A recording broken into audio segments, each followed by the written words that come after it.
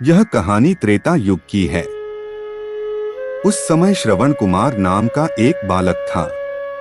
उसके माता पिता अंधे थे और उन्होंने श्रवण को कई मुसीबतों का सामना करते हुए पाला था। श्रवण कुमार बचपन से ही अपने माता पिता का बहुत आदर करता था। जैसे जैसे श्रवण बड़ा होता गया, उसने घर की जिम्मेदारी अपने कंधों पर ले ली। वह रोजाना सुबह उठकर सबसे पहले अपने माता पिता को स्नान कराने के लिए तालाब से पानी भरकर लाता था।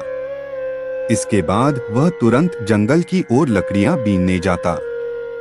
फिर लकड़ियां लाने के बाद श्रवण चूल्हा जलाकर माता पिता के लिए खाना बनाता था। श्रवण को इतनी मेहनत करते देख उसकी माँ हमेशा उसे टोकती थी। वह कहती थी, श्रवण बेटा, तुम इतना सारा काम अकेले क्यों करते हो?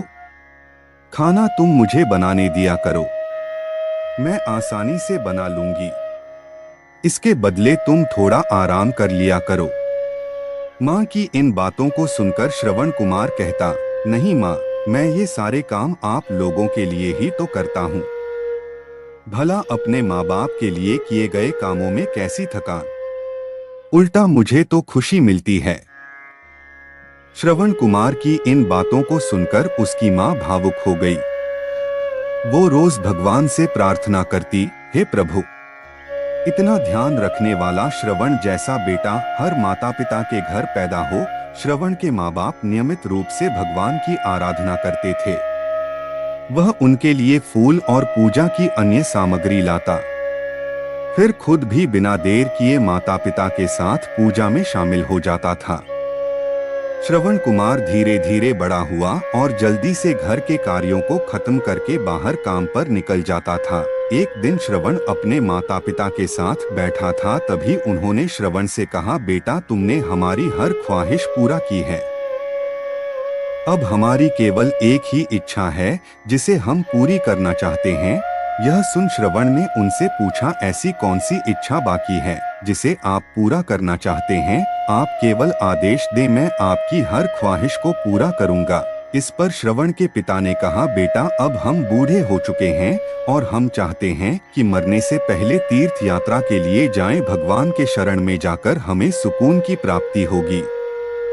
अपने माँ बाप की बात सुनकर श्रवण कुमार सोचने लग गया कि वह उनकी इस इच्छा को कैसे पूरा करेगा। उस समय बस और ट्रेन की सुविधा नहीं थी, साथ ही उसके माता पिता देख भी नहीं सकते थे। ऐसे में उन्हें तीर्थ यात्रा कराना भला कैसे संभव हो पाता। तभी श्रवण कुमार को एक तरकीब सूझी। वह तुरंत बाहर गया और वहां से 2 बड़ी टोकरी लेकर आया। उसने उन दोनों टोकरियों को एक मजबूत डंडे में मोटी रस्सी के सहारे लटकाकर एक बड़ा सा तराजू बना लिया।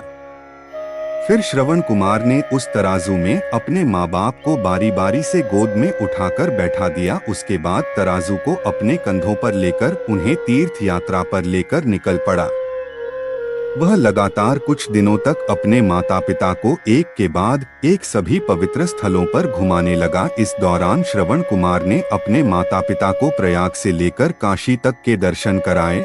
माता पिता को घुमाते समय श्रवण कुमार उन्हें उन जगहों के बारे में भी बताते चलता था, क्योंकि वह आंखों से उस दृश्य को नहीं देख सकते थे। अपनी बेटे की मेहनत को देख उसके माता पिता बहुत खुश थे। उन्होंने एक दिन श्रवण से कहा, बेटा, हम देख नहीं सकते, लेकिन कभी भी हमें इस बात का दुख नहीं हुआ। तुम हमारे लिए हमारी आंखें हो। तुमने हमें जिस तरह सारे पवित्र स्थानों की कथा सुनाकर उनके दर्शन कराए हैं, ऐसा लगता है जैसे कि हमने सच में प्रभु के दर्शन अपनी आंखों से किया हो। अपनी माता पिता की बातें सुनकर श्रवण ने कहा, आप लोग ऐसी बातें न करें। बच्चों के लिए माता पिता कभी भी बोझ नहीं होते, यह तो बच्चों का धर्म होता है।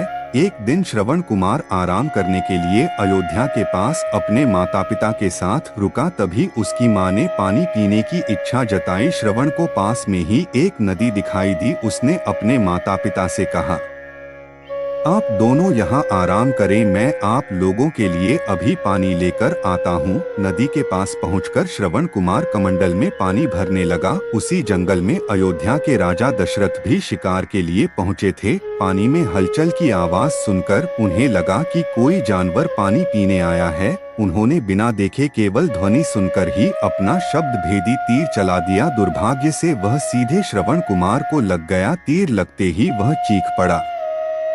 इसके बाद राजा दशरथ जब अपने शिकार को देखने पहुँचे तो वहाँ श्रवण था। वो तुरंत श्रवण कुमार के नजदीक पहुँचे और कहा, मुझसे बहुत बड़ी भूल हो गई, मुझे माफ कर दीजिए। मुझे बिल्कुल नहीं पता था कि यहाँ कोई मानव होगा। मैं इस गलती का पश्चाताप करने के लिए क्या करूँ कि तुम मुझे माफ कर दो। तभी करहाते हुए श्रवण कुमार ने कहा, यहाँ से थोड़ी ही दूर जंगल में मेरे माता पिता बैठे हैं, उन्हें काफी प्यास लगी है। आप उन तक यह पानी पहुंचा दीजिए और मेरे बारे में उन्हें कुछ भी न बताएं। इतना कहते कहते श्रवण कुमार की सांसें रुक गई। श्रवण कुमार की मौत से राजा दशरथ सुन्न पड़ गए। किसी तरह वो श्रवण कुमार के बताए अनुसार जल लेकर उसके माता पिता के पास पहुंचे। श्रवण के माता पिता अपने बेटे की आहट को बखूबी पहचानते थे। जब राजा दशरथ उनके करीब पहुंचे तो उन्होंने आश्चर्य से पूछा, तुम कौन हो और हमारे श्रवण को क्या हुआ, वह क्यों नहीं आया? राजा दशरथ उनके सवालों का जवाब नहीं दे पाए। उन्होंने चुपचाप पानी उनकी तरफ बढ़ा दिया। तभी श्रवण की मां ने चिंतित स्वर में जोर से कहा, तुम कौन हो और मेरा बेटा कहाँ है? ये बताते क्यों नहीं हो? श्रवण की मां की चिंता देखकर राजा दशरथ ने कहा, मां मुझे माफ कर दीजिए। शिकार करने के लिए मैंने जो तीर चलाया था वो सीधे आपके बेटे श्रवण को जा लगा। उसने मुझे आप लोगों के बारे में बताया, इसलिए मैं यहाँ पानी लेकर चला आया। इतना कहकर राजा दशरथ चुप हो गए।